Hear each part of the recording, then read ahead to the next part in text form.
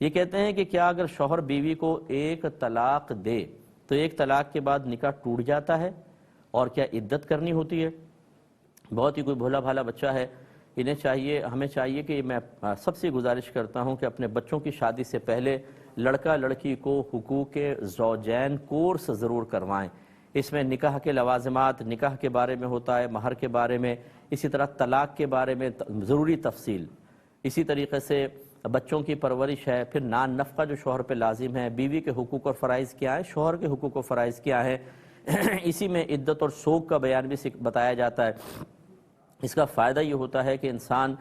مطلب اس معلومات کو اپنے پاس رکھنے کی بنا پر ہزارہ گناہ اور خطاؤں سے بچ سکتا ہے۔ اب اس میں کیا جواب ہے انشاءاللہ آپ کو عرض کرتا ہوں۔ اب دیکھیں مسئلہ یہ ہے کہ طلاق کے الفاظ دو طرح کے ہوتے ہیں۔ ایک تو الفاظ وہ ہوتے ہیں جو طلاق کے لیے ہی استعمال ہوتے ہیں یا شریعت نے انہیں طلاق کے لیے مخصوص کیا، جیسے لفظ طلاق، اسی طرح چھوڑ دینا، جیسے شوہر بیوی سے کہے میں نے تجھے چھوڑ دیا، یا ہمارے نزدیک فارغ کیا کا لفظ بھی ایسا ہے، شوہر بیوی سے کہے میں نے تجھے فارغ کیا، اور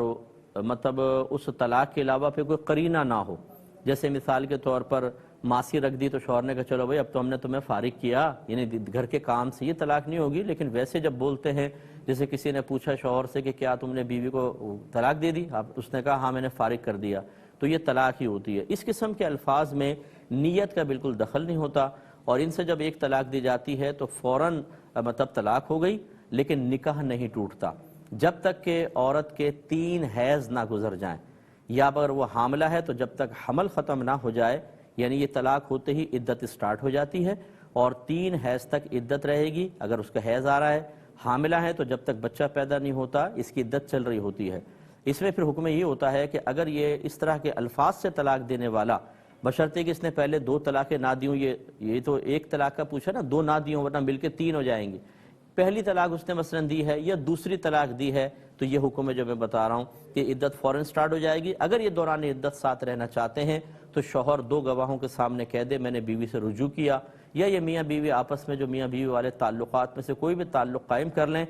تو یہ مثلا نکاح قائم رہے گا۔ طلاقیں ختم ہو گئی ہیں، یعنی طلاقیں ہو گئی ہیں، وہ ختم نہیں ہوں گی، ایک دی ہے تو ایک، 2 ہیں تو 2، لیکن یہ اب ساتھ رہ سکتے ہیں۔ لیکن اگر عدت گزر گئی اور شوہر نے رجوع نہیں کیا تو پھر نکاح بریک ہو جاتا ہے، پھر نیا نکاح کرنا ہوگا، ٹھیک ہے نا۔ تو یہ تو ہوں، یہ جو الفاظ ہیں صریح الفاظ کہلاتے ہیں۔ دوسرے ایسے الفاظ ہوتے ہیں جو طلاق کے لیے تو استعمال نہیں ہوتے، یعنی خاص طلاق کے لیے نہیں ہیں، لیکن کبھی کبھی استعمال کر سکتے ہیں، جیسے لفظ آزاد، یہ مطلب غلام کو آزاد کرنے کے لیے بھی ہوتا ہے اور دیگر معنی میں بھی استعمال ہوتا ہے۔ لیکن اگر شوہر بیوی کو کہے کہ جا میں نے تجھے آزاد کیا،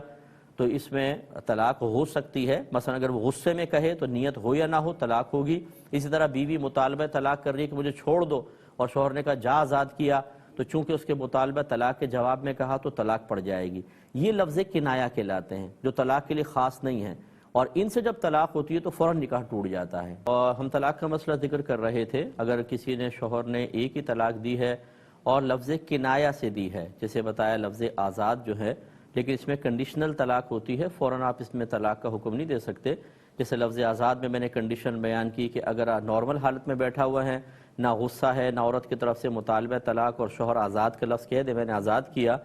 تو شوہر سے پوچھا جائے گا آپ نے کس نیت کے ساتھ کہا، وہ قسم کھا کے جو نیت ظاہر کرے گا وہ مانیں گے۔ اگر وہ کہے گا میں نے قسم طلاق کی نیت سے کہا ہے تو طلاق ہوگی، اگر وہ قسم کھا کے کہتا ہے کہ میں نے طلاق کی نیت نہیں کی تو پھر نہیں ہوگی۔ لیکن اس لفظ آزاد میں اگر شوہر نے غصے میں بولا ہے بیوی کو، جیسے جھگڑا چل رہا تھا غصے میں کہہ دیا، یا بیوی کے مطالبہ طلاق کے جواب میں کہا، تو بہرحال چاہے نیت نہ ہو طلاق واقع ہو جاتی ہے، اور اس صورت میں اس طلاق کو طلاق بائن کہتے ہیں۔ اور اس کا حکم یہ ہے کہ جیسے طلاق دے گا فوراً نکاح ٹوٹ جائے گا، عدت سٹارٹ۔ اب اگر اس کو دوران عدت دوبارہ بیوی سے نکاح کرنا ہے یا عدت کے بعد، دونوں صورتوں میں بہرحال نیا نکاح کرنا ہوگا نئے مہر کے ساتھ۔ تو اس لیے میں تمام بھائیوں بہنوں سے گزارش کرتا ہوں کہ آپ جو الفاظ بعض اوقات جھگڑوں کے اندر، میاں بیوی کے جھگڑے میں زبان سے، شوہر کی زبان سے نکل جاتے ہیں، خدارہ ان کا شرعی حکم معلوم کریں، کیونکہ میں اس فیلڈ کا آدمی ہوں۔ بعض اوقات ایسا بھی ہمارے سامنے کیس آئے ہیں کہ 20 سال 22 سال سے بغیر نکاح کے ساتھ رہ رہے ہیں،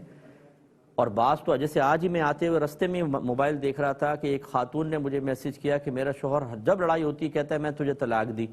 اور بعد میں جب غصہ ٹھنڈا ہوتا ہے تو کہتے ہیں میں نے نیت کوئی کی تھی،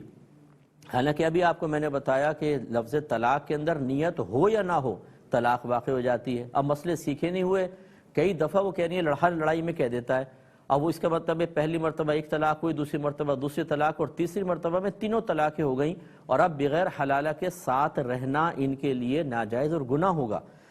اگر جسمانی تعلق ہوا تو زنا خالص, اس سے جو بچے پیدا ہوں گے وہ ناجائز ہوں گے, اور ان کا باپ سے نسب ثابت نہیں ہوگا. بروز قیامت وہ ناجائز بچوں کی فہرست میں شامل ہوں گے. یہ کیوں ہوا؟ علم نہ سیکھنے کی بنا پر. میں خدا را گزارش کرتا ہوں اپنی بیٹیوں کو اپنے دامادوں کے حوالے کرنے سے پہلے دیکھ تو لیں کہ داماد کو مسائل بھی معلوم ہیں کہ نہیں ہیں. ایسا نہ وہ آپ کی بیٹی کو طلاق دے کر اور پھر آپس میں ناجائز معاملات ہو رہے ہوں. اسی طریقے سے اگر آپ کسی کی بچی کو لا رہے ہیں گھر پہ تو دیکھیں اس بچی کو مسائل معلوم ہیں, ایسا نہ ہو. اور اپنے بیٹے کے بارے میں سوچیں, ایسا نہ ہو کہ دونوں میں سے کوئی ایسے مسائل کر دیں. جیسے لڑکی طلاق تو نہیں دے سکتی, لیکن کلمات کفر بعض اوقات خواتین کہہ دیتی ہیں, اس سے بھی نکاح بریک ہو جاتا ہے, اور سال ہر سال پھر ایسی زندگی گزار رہے ہوتے ہیں. اس لیے خلاصہ کلام یہ ہے کہ اللہ رسول نے جو علم سیکھنے کے بارے میں حکمت بیان کی ہیں, علم کی ترغیب میں جو حکمت پوشیدہ ہیں, جو اپنی کم علمی کی بنا پر, نادانی کی بنا پر ان حکمتوں کو باطل کرنے کی کوشش کرے گا, وہ خود عذاب میں مبتلا ہو سکتا ہے. اس لیے ضرور اس کو سیکھیے.